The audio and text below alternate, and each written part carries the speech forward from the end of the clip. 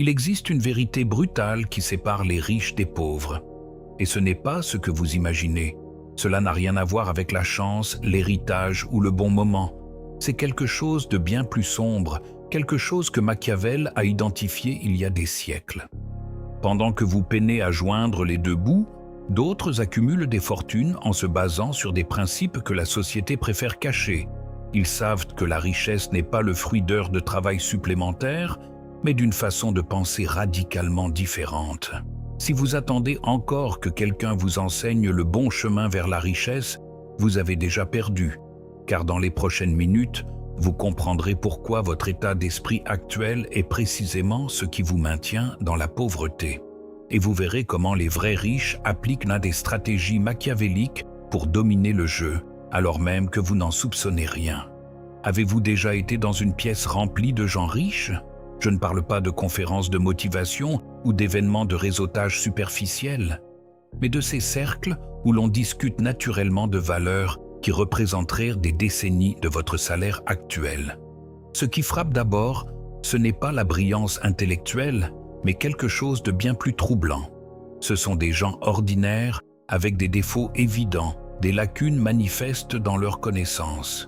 Certains bafouillent même, d'autres font preuve d'une compréhension superficielle de sujets complexes. Et puis vient ce moment qui fait voler en éclats tout leur paradigme. L'un d'eux confie, presque honteux, qu'il ne peut pas dépasser 50 000 $ par mois ou qu'il stagne à 200 000 $ par mois depuis un certain temps.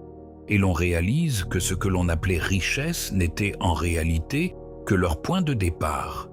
À cet instant, une vérité machiavélique se révèle. La stratégie dévore l'intelligence au petit déjeuner, tandis que les prétendus intelligents s'enlisent dans d'interminables calculs de risque. Celui qui agit méthodiquement, jamais aveuglément, est celui qui gagne. L'intellectuel excessif voit toutes les façons dont une entreprise peut mal tourner. L'homme machiavélique, lui, se demande seulement « Les conséquences pourraient-elles me ruiner ?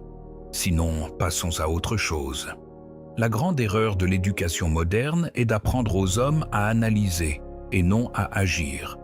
Nous créons des générations d'analystes perpétuels, experts en diagnostic des problèmes, mais incapables de mettre en œuvre des solutions.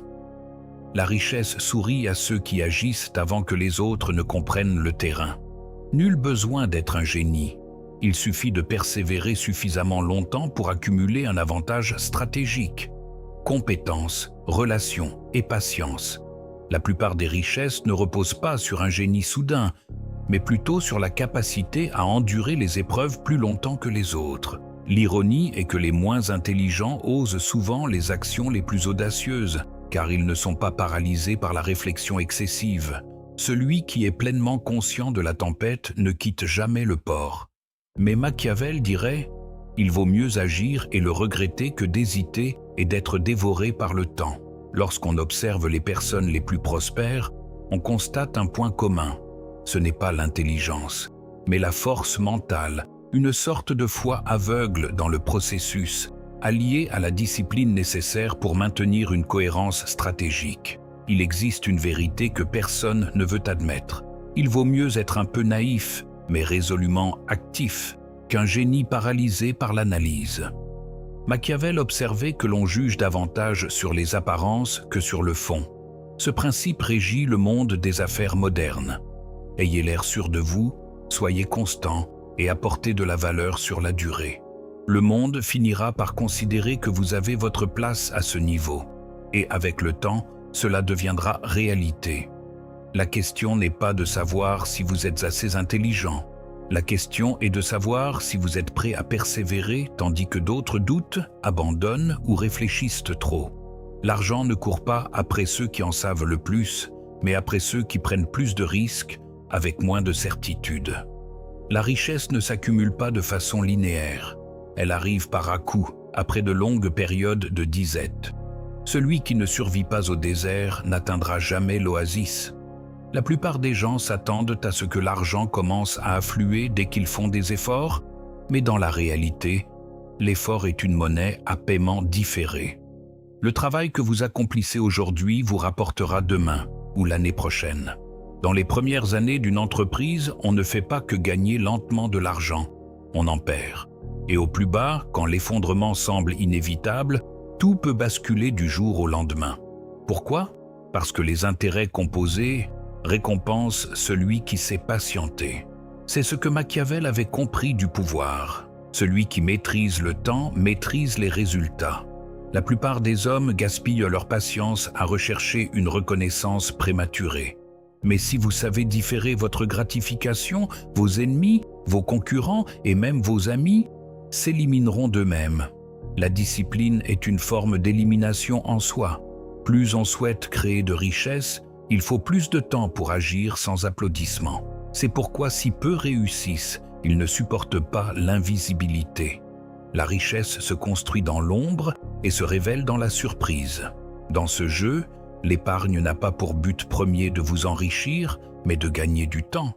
L'objectif n'est pas d'accumuler des richesses, mais de libérer votre audace.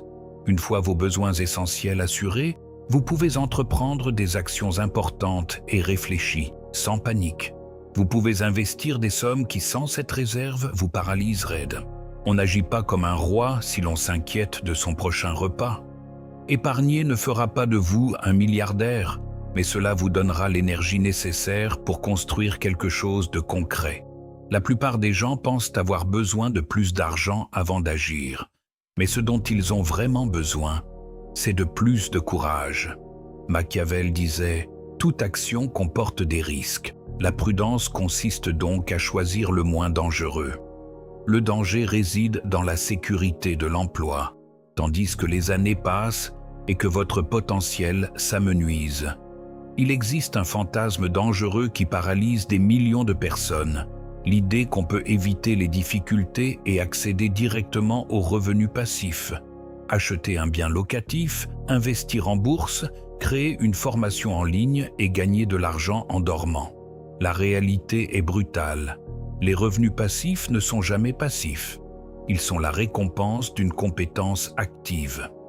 Investir n'est pas d'un raccourci, c'est une étape essentielle. Il faut d'abord maîtriser comment générer de l'argent. Ensuite, il faut apprendre à le protéger et à le faire fructifier. Chaque investissement requiert des compétences. Évaluer les risques, négocier les conditions, comprendre les marchés. Aucun outil ne fait le travail à votre place. Même l'actif le plus autonome exige expérience et vigilance. Avant que votre argent puisse travailler pour vous, vous devez prouver que vous pouvez travailler pour lui. Si vous voulez savoir pourquoi la plupart des gens ne parviennent jamais à échapper à la course effrénée du quotidien, c'est parce qu'ils courent après le fantasme d'une richesse sans effort. Machiavel vous le rappellerait. La fortune est une femme, et elle préfère l'audace, non pas les chimères, ni les espoirs passifs, mais la poursuite audacieuse et habile. On ne séduit pas la fortune en l'imaginant. Vous la poursuivez sans relâche et avec stratégie jusqu'à ce qu'elle cède.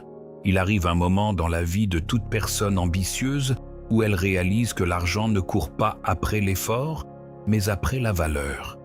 Vous pouvez travailler sans relâche, et pourtant peiner si votre production est remplaçable. Mais celui qui devient irremplaçable, celui qui résout les problèmes que les autres ne peuvent ou ne veulent pas résoudre, entre dans une économie totalement différente. Oubliez la lutte, visez l'excellence. Cela peut paraître simpliste, mais la grandeur attire. Quand vous excellez vraiment, clients et argent gravitent autour de vous. Machiavel savait que la réputation est une arme plus puissante que les armées. Ce ne sont pas les titres qui honorent les hommes, mais les hommes qui honorent les titres. L'objectif n'est pas de créer un buzz marketing, mais de promouvoir des transformations tangibles, des résultats incontestables. Participez à des concours, surpassez tous vos clients. Une fois que le marché constatera que vous incarnez la norme, la demande vous submergera. Non pas parce que vous avez mendié l'attention, mais parce que vous êtes devenu la solution dont les gens ont besoin. L'argent est toujours attiré par la valeur et l'excellence dans n'importe quel domaine crée de la valeur, pourvu qu'elle soit visible. Ce n'est pas parce qu'un coach sportif de célébrité gagne plus qu'un instructeur de salle de sport lambda que leurs programmes d'entraînement sont différents, mais parce que le premier a su aligner son statut perçu avec une transformation réelle. Dans une perspective machiavélique, la perception est primordiale. Bâtissez votre entreprise non pas en courant après l'argent, mais en vous focalisant sur les résultats. Ne vous demandez pas comment devenir riche, mais plutôt comment dominer ce secteur au point que personne n'ait d'alternative. C'est une question différente. L'une exige de la clarté, l'autre ouvre la porte à l'illusion.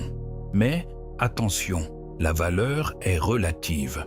Vous pouvez résoudre un problème, mais est-ce suffisamment douloureux pour que les gens soient ni prêts à payer? N'oubliez pas, la valeur d'une solution est directement liée à la douleur qu'elle soulage ou au plaisir qu'elle procure. En termes machiavéliques, un prince s'assure le pouvoir non pas en gouvernant avec douceur, mais en éliminant ses rivaux. De même, un produit ne triomphe pas parce qu'il est bon, mais parce qu'il rend les concurrents obsolètes. Votre richesse est directement liée à votre capacité à exceller dans ce domaine. La richesse ne se gagne pas, elle s'acquiert par l'effet de levier, la maîtrise et le positionnement. Elle est proportionnelle à l'ampleur et à la complexité des problèmes que vous résolvez. Celui qui fluidifie un système pesant des milliards de dollars gagnera plus en un mois que celui qui résout des problèmes mineurs pour des petites entreprises durant toute sa vie. Mais il ne peut pas commencer par là. Personne ne débute par un effet de levier systémique. On commence à la base en résolvant des problèmes locaux, en gageant sa crédibilité et en apprenant à utiliser ses outils. À chaque ascension sociale, non seulement on gagne plus, mais on devient plus redoutable. Il n'y a aucune noblesse à rester pauvre, mais il y a de l'honneur à endurer l'humiliation de partir de rien. Celui qui refuse un travail subalterne à ses débuts est celui qui restera pauvre toute sa vie. Accepter un emploi modeste n'est pas un acte d'avilissement, mais le choix de souffrir maintenant pour mieux dominer plus tard. Les vainqueurs sont rarement les orgueilleux, ce sont ceux qui substituent le pouvoir à l'orgueil. Machiavel écrivait « Il est bien plus sûr d'être craint qu'aimé, si l'on ne peut être les deux. Celui qui craint l'inconfort ne sera jamais craint. Celui qui refuse de servir ne sera jamais servi. Il n'y a pas de honte à travailler, seulement à stagner. Et ceux qui s'humilient suffisamment pour commencer au bas de l'échelle s'ouvrent à bien plus d'opportunités que ceux qui attendent des conditions idéales. La pauvreté n'est pas une faute morale, mais s'y complaire, refuser d'agir, est une erreur stratégique. Dès l'instant où vous commencez à envier l'argent des autres, vous vous empêchez de bâtir le vôtre. Observer la réussite d'autrui ne vous apportera pas la vôtre. L'envie est le poison de la stratégie. Se focaliser sur les revenus des autres vous détourne de ce que vous devriez construire. Machiavel mettait en garde contre le danger de laisser ses émotions guider ses décisions. Le prince qui agit par jalousie ou ressentiment est celui qui perd son royaume. Il existe une différence fondamentale dans la façon dont les riches et les pauvres conçoivent de l'argent, le temps et les opportunités.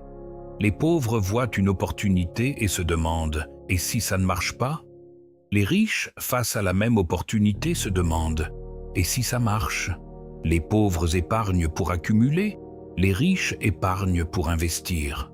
Les pauvres voient d'eau des risques, les riches voient d'eau des possibilités calculées.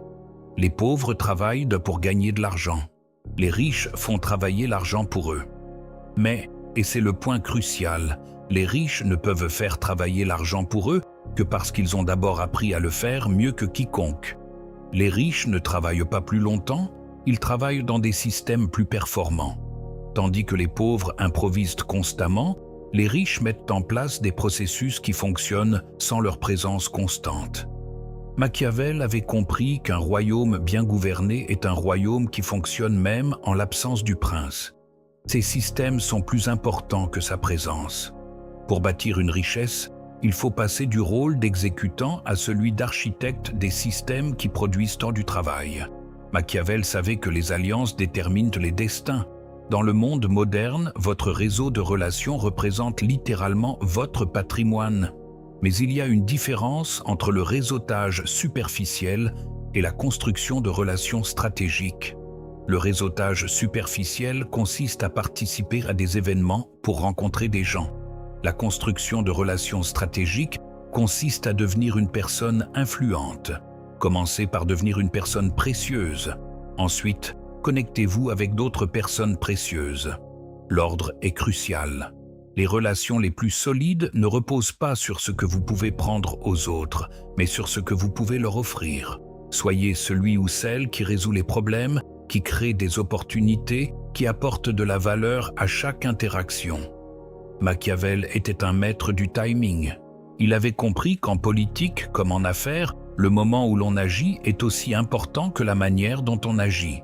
Il y a un temps pour l'agressivité et un temps pour la patience, un temps pour l'expansion et un temps pour la consolidation.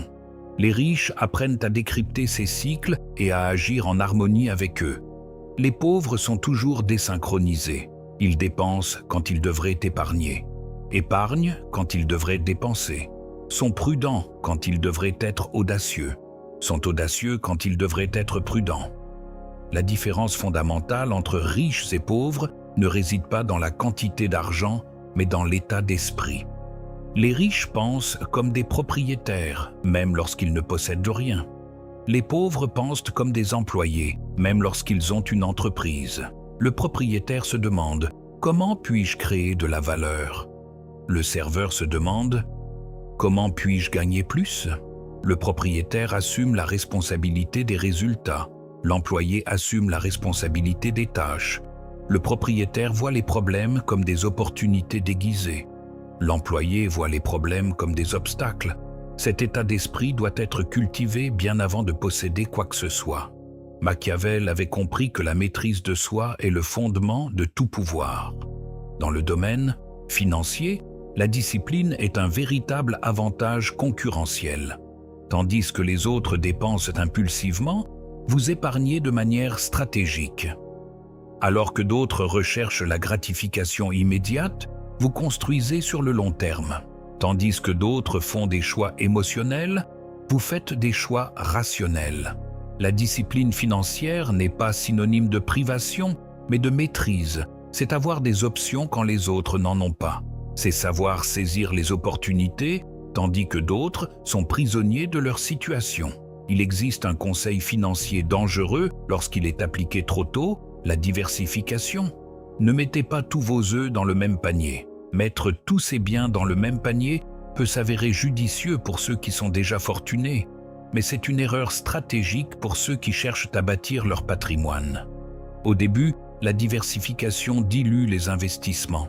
Il est essentiel de concentrer toute son énergie, son temps et ses ressources sur un seul domaine jusqu'à le maîtriser parfaitement. Ce n'est qu'après avoir établi une source de revenus stable qu'il convient d'envisager la diversification. Les riches diversifient leurs activités pour protéger leur patrimoine. Les pauvres qui tentent de se diversifier, en réalité, s'enfoncent dans la pauvreté.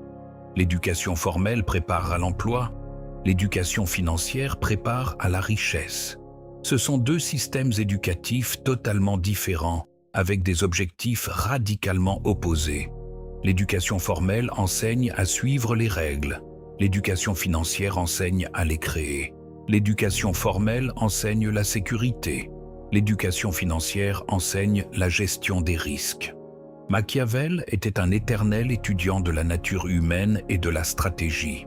Le riche d'aujourd'hui doit être un éternel étudiant des marchés, des opportunités et des systèmes financiers. Quel que soit votre secteur d'activité, vous êtes dans le commerce. Vous vendez vos produits, vos services, vos idées ou vous-même. Machiavel avait compris que la persuasion est la clé du succès. Dans le contexte moderne, l'aptitude à vendre, influencer, persuader et convaincre détermine directement la capacité à générer des revenus. Toute personne fortunée est, dans une certaine mesure, un vendeur hors pair. Elle sait vendre sa vision aux investisseurs, ses produits aux clients, ses idées aux partenaires. Machiavel savait que la fortune est capricieuse. Dans le monde des affaires, l'échec n'est pas une possibilité, mais une certitude. La question n'est pas de savoir si vous échouerez, mais comment vous réagirez face à l'échec. Les riches perçoivent l'échec comme une leçon, coûteuse, certes, mais une leçon. Les pauvres, eux, y voient la confirmation de leurs limites. Les riches tirent des leçons de leurs échecs et s'adaptent. Les pauvres, paralysés par l'échec, abandonnent.